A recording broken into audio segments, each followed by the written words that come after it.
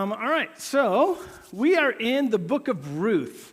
We're in like the best part of Ruth. The way Ruth closes together is it's a beautiful end. So I hope I can convey that to you this morning because it really is amazing.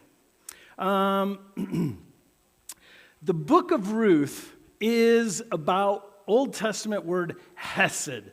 Hesed, yes? Hesed is the Old Testament Hebrew word for the New Testament Greek word called grace. Grace. The book of Ruth is the first actual Old Testament teaching, unfolding, showing what Hesed is all about. The word comes up a couple times before this in the Old Testament, but it's never really kind of developed, yeah? The word Hesed, they would have understood it in the context of covenant loyalty. So we are joining together, and because we are joining together, this is what I commit to. And I'm going to commit to it not because of things you do. I'm going to commit to it because I will remain covenantly loyal to you. Like, I won't break my word, my loyalty, my faithfulness, my promises, because I'm going to be committed to Hesed. I'm going to be committed to this covenant, this covenant loyalty. Like, you are mine. Everywhere, like when God says, like, you will be my people and I will be your God, he's saying, join me in this covenant Hesed. Like here's my commitment. Like even if you don't, right? This is the story of the Old Testament. Even if you don't make me your God, like, I won't ever relent from trying to help you because you're my people. You're my people. Like, I'm going to make these vows to the family of David. Like, he will have a king who will always be the king before me, and righteousness will reign on his throne. I'm going to bond with you. I'm going to commit. This is the idea of grace in the New Testament. And we do grace badly as a church as a whole. We tend to think, again, grace as leniency. We tend to think of it as something like, God is going to show me grace. That means God's going to be nice to me. Anytime God is nice, it's grace. We kind of make those synonyms. We interchange those words those are not synonyms. Niceness, leniency, grace, those are not synonyms. Leniency and niceness, you can be nice to someone you are not loyal to at all. You can be nice to someone you don't know and you don't care about. You can be lenient to people you disregard. You can't show grace in disregard. It just can't be done. Not the right understanding of grace. Grace is a covenant. And God says, listen, Romans 5, the first 4 or 5 verses that are amazing. We have peace with God because we are now righteous. We've been justified. And because of the work of the cross, of justification, and we have peace, and now we stand in grace, it says. We now stand in grace. That doesn't mean God is just, in general going to be nice to us. That's not what it means at all. There are people, Jesus paid for everyone's sin. Every single person in the whole world has the offer of forgiveness of sins in the cross. Everyone in the whole world does not stand in grace.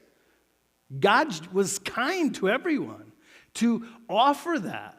But those of us who lean in, those of us who say, like Ruth, God, put the corner of your wing over me, cover me. Like, I want you to cover. Those of us by faith who want to be covered by the work of the cross. We then, he says, yes, that's the story today is, yes, Boaz is going to go, yes, I'm in, I'm all in, I'm so in. When we ask that, then God, when he says, okay, yes, I will cover you. I will put you under my wing. I will have the work of the cross pay your debt. Like, now I stand in grace. God is now absolutely 100% committed to me in a covenant of grace. And again, grace is everything he pays for. So I stand literally, maybe not literally, I stand literally under the work of the cross. Like, here I am. Like, it doesn't matter what, this is going to cover me. Like, this is my relationship to God. Everything Jesus bought comes to me. This is grace. This is Hesed. This is this book, Ruth. It's the first story where God's going to unfold this, and it's going to show up in every little scene. It's going to show up. Grace is going to be ridiculous. What Boaz is going to do in this story today would have been, well, it's outrageous even to us, really. Even if it happened today, it would seem outrageous. But the way this story is set up, it's it's almost ludicrous in the Old Testament. Because, again, Ruth, the kind of the main character, at least one of the main characters of our story, is a Moabite, right? This again, no Israelite in all of history is going to not know that means something terrible. Like, she should be a sworn enemy. She should never be welcomed in. And Boaz is going to just take this person who is a natural enemy and bring her all the way into Israel. He's gonna so enfold her in grace. He is so gonna give her his status and his wealth. He's gonna sacrifice his children for her family. It's shocking. And again, it's this wonderful picture of what God is doing in the New Testament. That through Christ, us, you and I, who are natural enemies, because God is going to show us Hesed, he's going to show us grace. Christ, when he comes, is going to just totally take should-be natural enemies and just enfold them so deeply into the fabric of the family of God that nothing could ever separate it. And the result is that the natural enemies of God become famous in Israel. They become the very foundation of the family of God. And Ruth is going to end up the great-great-grandmother of David, King David, who, of course, is the great-great-great-great-grandfather of Jesus Christ. Like, this should-be stranger is the very fabric of Hesed. That's a story this is like the first one that really is pointing people to Jesus. This part of the story. Before I read the story, so now we got to get to the story, right? So hopefully you want to hear it. Before we get to today's story, there are just some laws in Israel that that it's helpful to know because of how this story plays out. There's these laws in Israel that are all going to come into play. 5 laws that I want to talk about. The first one is, and I'm not going to give you the references, I'm not going to show them, I'm just going to describe them for the sake of time. But if you want to read about them, the first one's called the law of permanent possession. The law of permanent possession, it's in Leviticus 25, right? So go to Leviticus, this is your opportunity to read the book of Leviticus. Most of the laws are in Leviticus. The law of permanent possession is this. God says to Israel, listen, the promised land, I'm not giving you the promised land. The promised land is mine. I own the promised land. But I want you to come and live in it, right? You are on my land. And because it's my land, you can never sell it. Like, it can never leave Israel. I can kick you off of it because it's mine, right? God doesn't take back his gifts. He doesn't, when he kicks Israel off later in history, it's not their land that they're getting kicked. It's God's land, and if they won't worship him, then out they go. It's my land. So when he divides it up into the tribes, and he says, here's your portion, he says you can never sell it permanently. You can sell it temporarily, but you can't sell it permanently.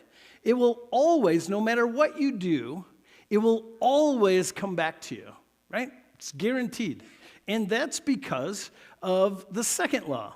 The second law is called the law of Jubilee. Jubilee is this wonderful idea. It's also a law completely and totally based in grace. Jubilee is this wonderful idea that God says, listen, you are my people on my land that I am giving to you, that I am loaning to you, that we're family. So what's mine is yours, that kind of idea. And I never, ever want any family of mine to go to zero. I never want them to die off. I never want them to not be welcome. They're always welcome, and I always want the best for them. And so this year of Jubilee, it's every 50 years, 50. So it doesn't come around like every second, but every 50 years. Year 49 and 50 in Israel should have been spectacular because every 7 years is a Sabbath year, which means God says everyone gets off work for the whole year. It's pretty good, right? And here's the deal. Don't farm anything. Don't take care of anything. I will do all the work. On every 7 years, I'll do all the work. And you just go out, and there will just be stuff growing, just like manna in the wilderness. You'll just be able to go out, and there'll just be food for you. Like your crops will keep going. I got you every Sabbath. That's pretty amazing. Well, 49 is a Sabbath year, and then 50 is Jubilee, which is the same rule, that rule, but on Jubilee, all slaves go free. All land gets restored back to its original family owners. Yeah? So you could find yourself 20 years out, having some hard luck, sell your land. Your kids will get all the land right back every 50 years. Like you cannot end up permanently homeless, permanently lost, displaced. Can't happen in Israel. God is against it. There's an idea.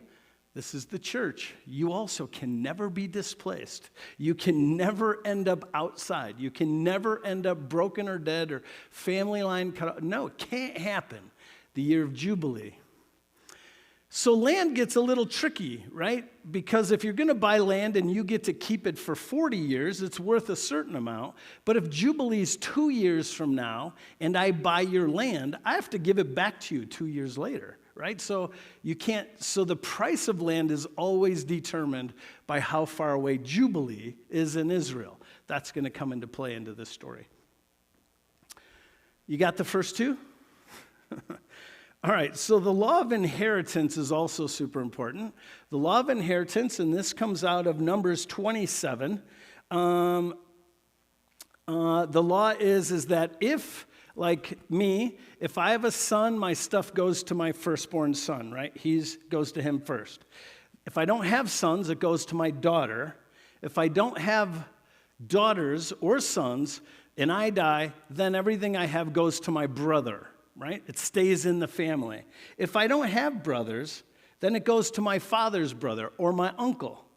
And if it doesn't go to him, my stuff goes to my absolute nearest relative. That's going to be a discussion in this story. There's going to be this tension on who's the closest relative.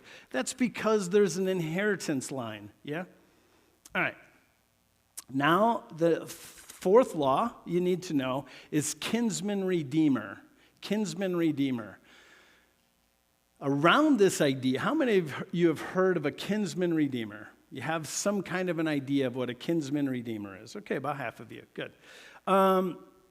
So a Kinsman Redeemer in Israel is not mostly what you think. So let me fix it, yeah? Kinsman Redeemer only has to do with land. It has nothing to do with marrying somebody. Has nothing to do with people. Only has to do with land, yeah? Or slaves, maybe. You could buy them off. You could pay their debt and free them. But it has nothing to do with marrying anyone. That's the fifth law. We'll get to that. Kinsman Redeemer is, so let's say that I own a big chunk of land in the promised land and I sell it. I get broke. I want the money. I'm going to sell it. I'm going to move somewhere else, yeah? So I sell it. Now someone owns it. Anyone can own it, right? I could sell it to anyone I want for whatever I want, whatever I can do, just exactly like us. If I sell it, then it belongs to that person, at least until Jubilee, right? You get that? They own it till Jubilee. They have to give it back then, but it might be 49 years from now, right? Could be a long time. So you could sell it just like you could sell it now. If a stranger buys it, then none of my kids, none of my relatives, none of them, that whole piece of land which God gave to my family way back when he divided it up among Joshua, right? All the way back, like that's in my family. But I've now sold it. Well, a family member, and this gets pecking order, right? Again, the closer to the person, they have first rights. They can buy the land back. They can redeem the land. Hence, a redeemer, right? What do I call it? Kinsman Redeemer. Kinsman, someone in your family line, can redeem your property back. They can just go to whoever you sold it to, and they can say, here's what you paid them, I'm paying you, it's now back in the family, right? The idea is that God's saying, listen, care for each other. Care for your family. If you've got a family member who's destitute and they're selling their land, if you have someone in your family, you should be thinking, I should be helping my family. They have to leave their land. What are they going to do for the next 49 years? This foolish person or this broke person or whatever the circumstances are, they're kind of hurting their family generationally. I have the resources. I'm going to help them. So I'm going to redeem the land. It's now my land. And the family gets to come back on. It's now family property again. Yeah? So it's a way that God is going to set up laws that Israel can help Israel flourish. Does that make sense so far? Okay. The important thing is, Kinsman Redeemer, okay. The first three are mandatory laws. Kinsman Redeemer is optional. God recommends it. And the reason is because I might not want to buy the land, right? I might not have the resources to buy the land. It might put me in. So God isn't making a law that's going to be a burden on the other people. He's saying this is how Israel should function. This is how you should think. So Kinsman Redeemer is more optional, but it only has to do with property, okay? Now, the fifth law, which is the last one, and we'll get into our story. This is the law that most people think about when you say Kinsman Redeemer. Most people think what that means is if Sally dies, my wife, if I die, then, and I didn't have any kids to take care of Sally, then my brother should come and marry Sally and have kids, and then my family line gets to live through those kids. Like they would actually become my kid, not my brother's kids. They wouldn't be cousins. They would be like whole family line would just be my children through Sally, right? So in that way, she has someone to care for her when she's old. So but that's not Kinsman Redeemer, and that's very important to get that out of this story. The law is from Deuteronomy 25, and it's called the Levirate marriage, right? The Levirate marriage. And it says this, and I'll read it. If brothers are living together and one of them dies without a son, his widow must not marry outside the family. Her husband's brother shall take her and marry her and fulfill the duty of brother-in-law to her. The first son she bears shall carry on the name of the dead brother so that his name will not be blotted out from Israel. That's the whole law. What's important is it does not extend beyond brother. It does not. It doesn't go to uncle, then to cousin, then to, grandfather. It doesn't do that. This is one, and it has to be brothers who are living together, right? Meaning they already like each other, and they're living together, and it's a way that Israel, again, can flourish, and no family line can die off. It does not. And in this story, it's really important that you don't think this kinsman redeemer has to marry Ruth or that Boaz has to marry Ruth. If you think that, if you go, oh, well, he's a kinsman redeemer, he has to marry Ruth, then you're changing the whole idea of grace. Then it's not grace. And then Boaz, who is a picture of Christ, then Christ had to. He didn't willingly go to the cross. He would be obligated to go to the cross because he's our kinsman redeemer. Jesus is not our kinsman redeemer. He is not. Boaz is not. By kinsman redeemer, I mean the marriage bit, okay? That's not. Get that out of there. It'll be important. Okay, you ready to go? Let's get into our story.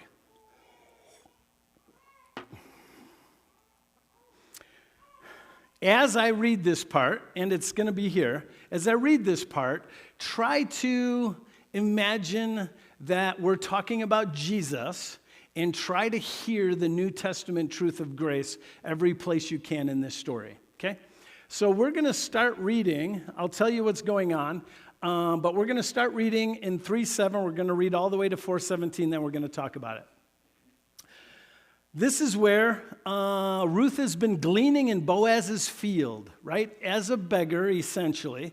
But he just keeps giving her all this undeserved grace, all this undeserved hesed. He is acting committed to her, even though she's a stranger and a Moabite. Like, it's ridiculous. We're seeing all this wonderful pictures of grace. Naomi, her mother-in-law, says to her, listen, this is great, but it's short term. We need to find you a home. We need to find you a man. We need to find you a space where you have standing, where you have permanence in Israel. So she says, go, listen, it's harvest time. Boaz is going to be in a great mood. He's going to be sitting on a mountain of grain and a mountain of money. He's going to be drinking tonight. Listen, wait for him to go to bed. When he goes to bed, slip into his bed, down by his feet, and just lie there, and he'll notice you, and then just let it work out. She does it, okay? So this is that scene. Boaz is eating and drinking right here. This is what it says. When Boaz had finished eating and drinking and was in good spirits, he went over to lie down on the far end of the grain pile. Ruth approached quietly, uncovered his feet, and laid down. In the middle of the night, something startled the man. Wonder what? He turned, and there was a woman lying at his feet. Who are you? He asked. I'm your servant Ruth, she said. Spread the corner of your garment over me, since you are a guardian redeemer of our family. That's land only, yes? Since you are part of the family and you have the power of protection, protect me. The Lord bless you, my daughter, he replied. This kindness is greater than that which you showed earlier. You have not run after younger men, whether rich or poor. He knows that no one is obligated to marry her. She could marry whoever she wants. It says so right there, right? You haven't run after the younger men, whether rich or poor. And now, my daughter, don't be afraid. I will do for you all you ask. I will do it. I will commit to you. Although it is true that I am a guardian redeemer of our family, there is another one who is more closely related than I. Stay here for the night, and in the morning, if he wants to do his duty as your guardian redeemer, good, let him redeem you. But if he is not willing, as surely as the Lord lives, I will do it. When Ruth came to her mother-in-law, Naomi asked, how did it go, my daughter? Then she told him everything Boaz has done for her and added, and he gave me these 6 measures of barley, saying, don't go back to your mother-in-law empty-handed. Then Naomi said, wait, my daughter, until you find out what happens. for the man will not rest until the matter is settled today. Okay, so Ruth has gone back to her mother-in-law. She's now with Naomi. She's come back with a ton of grain and good news. Essentially Ruth proposed to Boaz, and Boaz is excited about it. He isn't feeling like a handout. He's feeling totally lucky to get a Moabite woman, and this is really ridiculous in Israel. This is grace, though, right? So it should be ridiculous. That's the point. He's being ridiculously generous, ridiculously excited, ridiculously overcommitting back to her. It's wonderful. And then this verse, what is Ruth told to do now? What's that word? Wait. Ruth, you've asked to be covered by grace. Now, stop trying. If you can't hear the gospel in that, that's wonderful. This is wonderful. Like, sit down. Now sit down, because he won't rest until everything's completed. You rest. You now wait. This is your job. Wait. It's awesome. Meanwhile, Boaz went to the town gate.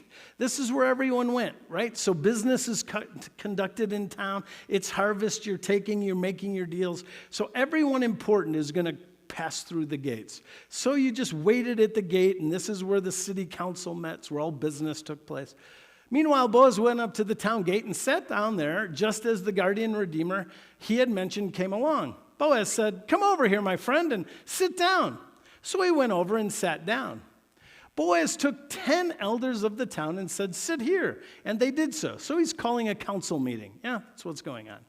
Then he said to the guardian redeemer, "Naomi, who has come back from Moab, that is selling the piece of land that belonged to her relative Elimelech." That's her husband, right? She's selling the land. She's not asking for it to be redeemed. This is a difference. She can sell it for whatever price, the highest offer, right?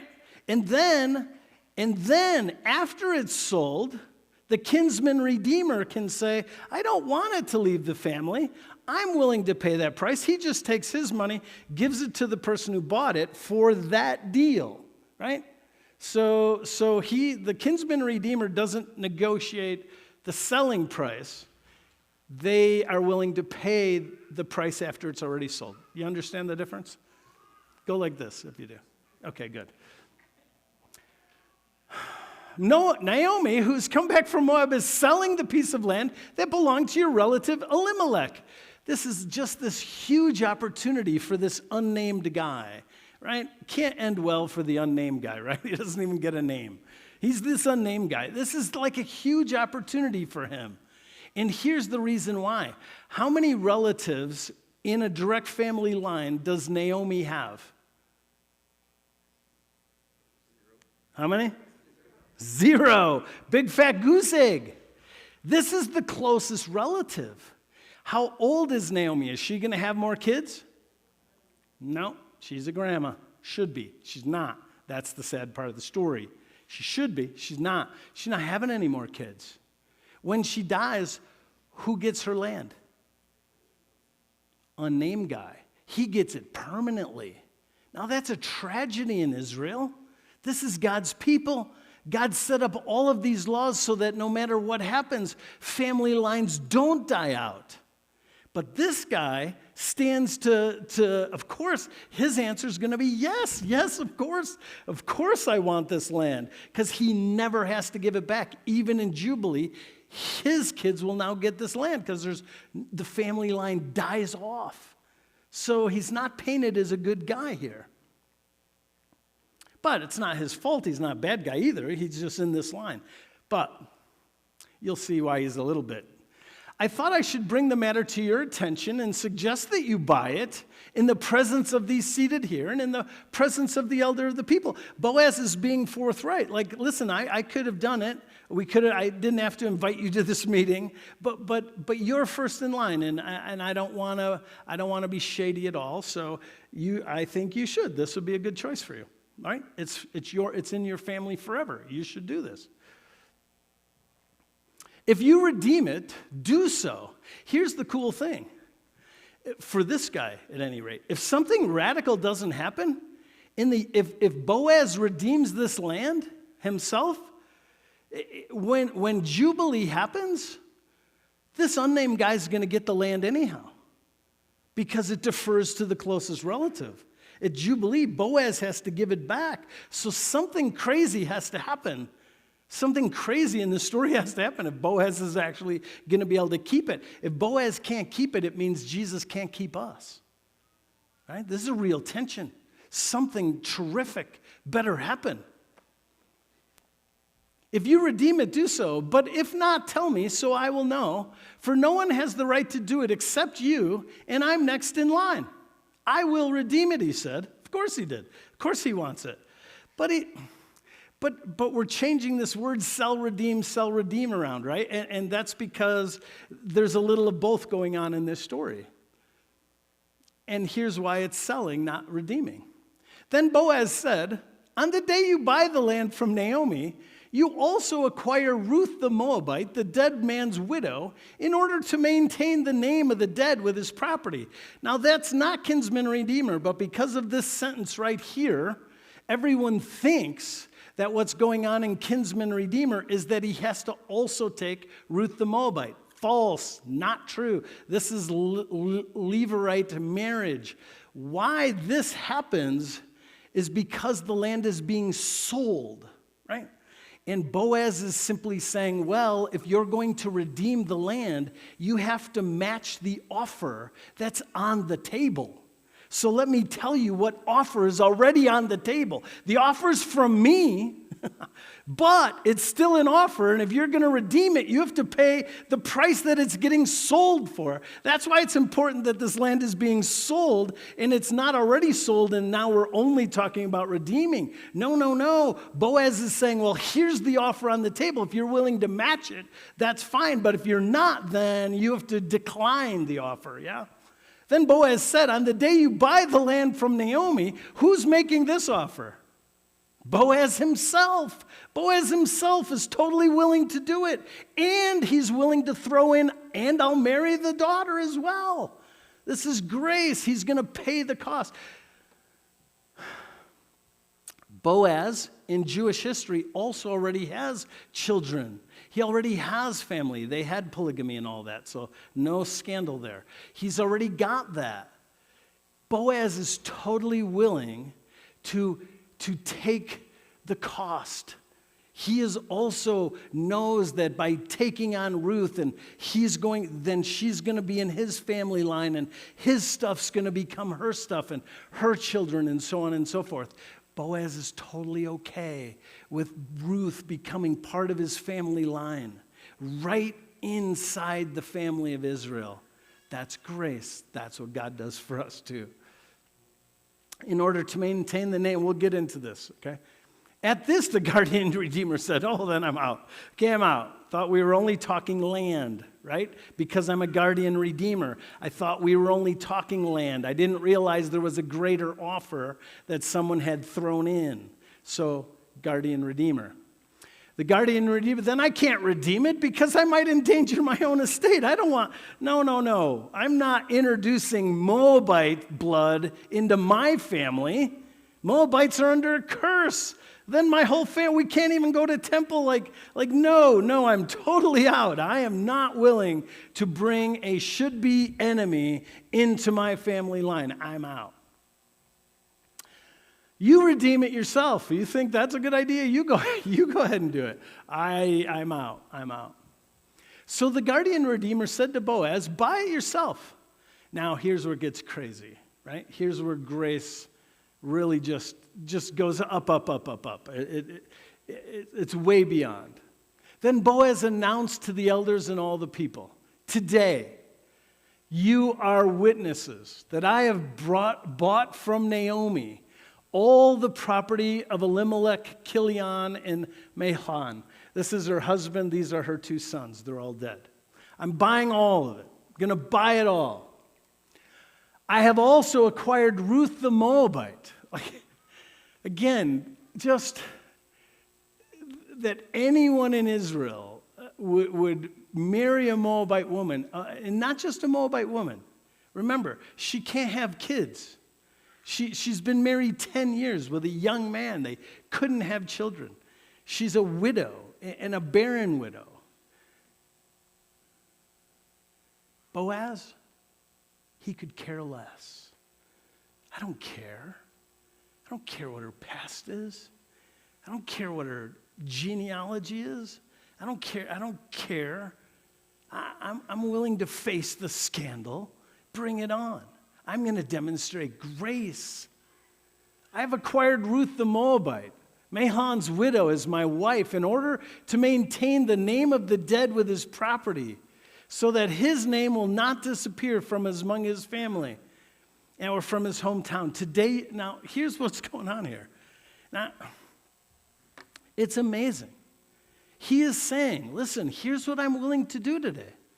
I'm going to redeem the land so that Naomi has a home, so that Ruth has a home. But more than that, I'm standing before all of Israel and I'm saying, I'm going to make her my wife. I know I don't have to. As a matter of fact, I shouldn't. She's a Moabite. She's not privy to our laws. I'm not obligated in any way, but it's okay. I want to do it. And I want to do it not just so that she has a place, but I am going to have children with this woman. I'm going to bring the blessing of God. I'm going to trust God to bring life back, because God is committed in Hesed, and his goal is life, and God doesn't want the family line. So I'm going to trust him that he's going to turn death to life. And I expect God to give me a kid with this woman, and then I'm going to give that kid away. It's not even Boaz's kid, right? He has to give the kid to the other family so that the child that's raised will not have Boaz's name. He will have Mahlon's name, because it's going to be that family line, separate. At Jubilee, the families will separate again, and all of Elimelech's property will go to this kid, and all of Boaz's stuff will stay with Boaz's family. Like, I'm gonna marry her. I'm gonna breathe life back into her family. I'm gonna make sure death doesn't win, but life wins, and I'm going to offer a son to make that happen. I'm going to give away my firstborn son, potentially, right? At least my firstborn with her. In the Bible, he's childless. Only Jewish history tells us maybe that he isn't. That's amazing. If you don't hear Jesus, like this is Ruth.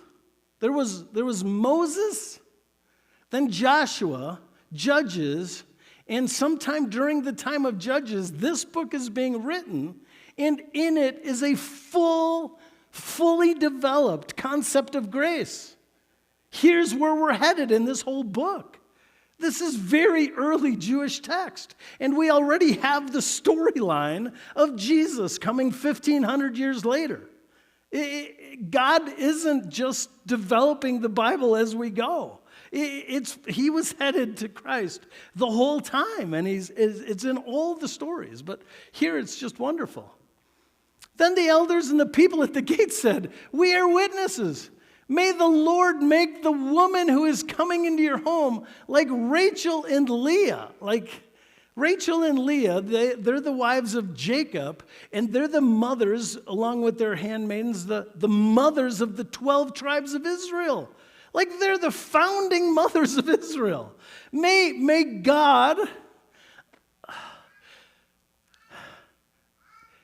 God take this Moabite woman and so deeply bring her into the house of Israel that she ends up foundational. What? What? Israel is just starting to learn the law. Moses just wrote it. People live as long as from Moses to this point in time, like one lifetime. And Moses said, no Moabites ever. And now Israel is saying, no, may grace trump the law. Grace trumps the law. May grace overwhelm this situation. May this Moabite woman come so deeply into the fabric of the people of God that she becomes foundational to the life of Israel. What a crazy response. That same people in chapter 1, like they made fun of Naomi and Ruth when they came back. Like, oh, could that be Naomi? Oh, where have you been? Oh, you went over to Moab. Well, what?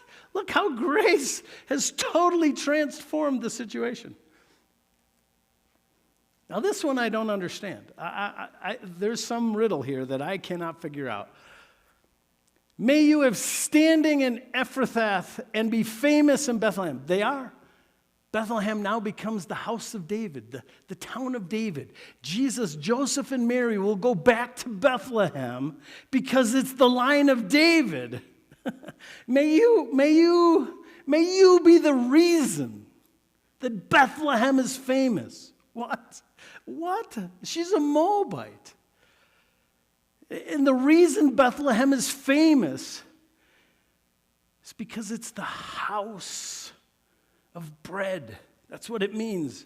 It is the house of the provision of God. It is where the Savior who loves Moabites was born. What? This didn't get written after Jesus. This is the history of Israel from day one. This bit's the bit I don't understand. Through the offspring the Lord gives you by this young woman, may your family be like that of Perez, whom Tamar bore to Judah. You can research that line all you want. There's something there. I can't get it. I don't know. That seems like a weird blessing. The first one, I get it. That one's obvious. This one's weird. I don't know. That's a weird story right there. So Boaz took Ruth, and she became his wife. And now we get a miracle child because she's barren. And he made love to her. And God opened her womb. And she had a miracle child, handpicked by God to get us to Christ. And she gave birth to a son. Yeah, research that phrase right there. And she gave birth to a son. And it will always be very major son. The women said to Naomi, so here's all the women who mocked her, right, before. Praise be to the Lord. This is Naomi, not Ruth. It's Naomi. This is the grandma, right? This is the family line that's dead. This is what has to get fixed right here. Or when Jubilee comes, Boaz has to give it all over to this other guy. How does Boaz keep it? How does this not go to this named guy? How does Boaz end up the permanent hero? Right here. The women said to Naomi, praise be to the Lord, who this day has not left you without a guardian redeemer. That's not Boaz. May he become famous throughout Israel. He will renew your life and sustain you in your old age. For your daughter-in-law, who loves you and who is better than 7 sons, has given him birth. This is the baby. This is this baby who's now Naomi's Kinsman Redeemer, the closest one to Naomi, who now will provide life to Naomi. Then Naomi took the child in her arms and cared for him. Who's the mom? Read that sentence. Naomi.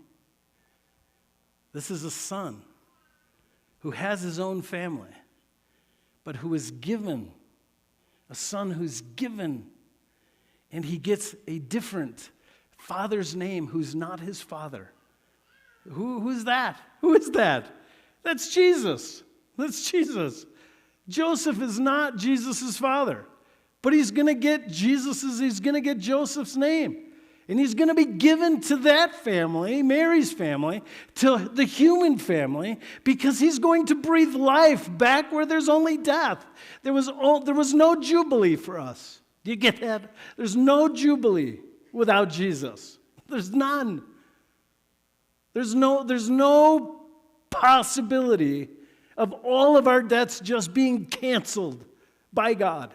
That's jubilee. All debts canceled. All slaves set free. Jubilee. There's only one way that there's a jubilee. And that's that there needs to be a son given to another, and another name put on that kid. And then he will become the redeemer of that family. This is just beautiful pre-Christ, 1,500-year pre-Christ story of Jesus, right before our eyes. But if that's true, if it's Jesus, then who are we in this story? We're Ruth. We're Naomi. We live in a broken, dead family line. And God says, I don't care. I don't care. I'm going to demonstrate grace. And I'm going to pay the price. I don't care what it costs me. I don't care that it costs me my reputation. I don't care that it costs me my inheritance. I'm totally willing to share my inheritance. I'm totally willing to share all the cost. I'm willing to give a child to bring life where death is trying to win. It's unbelievable. It's spectacular. The women living there said, Naomi has a son. Naomi has a son. Look what happens in the land of God. Look what happens among the people of God. Where there should be death, there's life. Where there should be hatred, there's love and acceptance. Where there should be bigotry and aliens and strangers and slaves, no, there's nothing but family and freedom. This is who we are. You are included in because of this right here. Naomi has a son. We have a son. Us today in Bethlehem, a son has been born. This is the first time they cried that out loud. That's for us. And they named him Obed. He was the father of Jesse, the father of David. Only in the one true living God's family can this story be told. There is no other religion, there's no other place where there's hope, as we were reminded of at the beginning of the service. There's no other place. It's here. This is the message. It's only in grace. Grace is not kindness. Yes, Boaz is being kind, but no, he is putting it all on, no matter what. What did Ruth do? What is Ruth doing during all of that? Waiting. Just wait. Just wait till you see what happens. Ruth did something, though. But all she did was say, will you cover me? Will you cover me? Again, that's the gospel.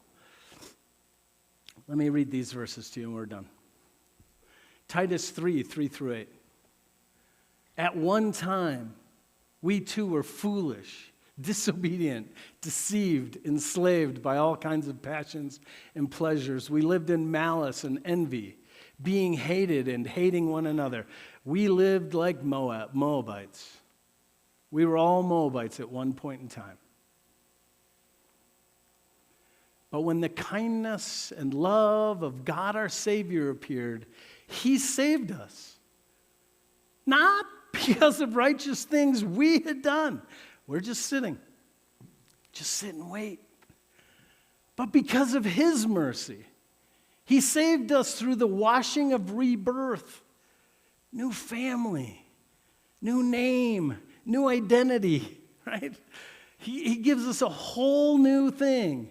He saved us through the washing of rebirth and renewal by the Holy Spirit. He makes all things different. He makes them all new. They're the same, but they're new. They're totally different, even though they look the same. They're not. They're not the same. Everything has to do with your name, whom He poured out on us generously through Jesus Christ our Savior, so that, having been justified by grace, all at His expense, we might become, say that word out loud.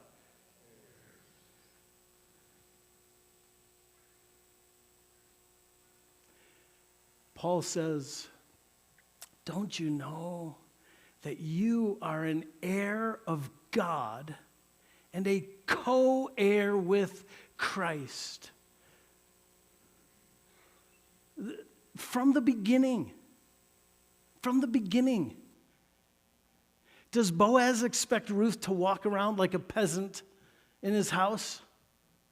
Do the people of Israel wish on her, well, I hope you never get above your station. Don't you dare forget you're a Moabite. Don't you dare forget it. You might be his wife, but in our eyes, you're always a Moabite. Is that the speech that happened? No. May you be famous in all of Israel. May you become the very fabric on which God builds His kingdom. That's their wish. It's God's wish for you. You're an heir of God. You get what He gets. He pulled you in. He gave His Son. He changed His Son's name and gave Him away so that He could breathe life into you. And now you become part of the very foundation. You're such a close family member that you're in the will. You inherit the standing. We stand in grace. That doesn't mean we will get some of God's kindness. That's status. That's who I am. I'm a child of God. It's who I am. I'm an heir to the throne. I will actually sit on the throne, roughly, God willing, 20 years from now. Maybe sooner. I will sit on the throne of God next to Jesus, because He seated Christ in the heavenly realms. And He sat me next to Him. It says so in Ephesians. What? God's been telling that story from day one. We walk around like we don't have any standing with God. We walk around like we're inadequate to speak for Him. Like we don't have hope for the world. We act like we don't have the light and the answers. We do. We have the answers. We are the light. We are the hope. We're the heirs of God. We stand in grace and they walk around blind. What are you waiting for? Open up your mouth. Sing the praises of your King. Walk around like the heir, like you're the hope, like you have the words of salvation. They're filling their souls with darkness. We are heirs.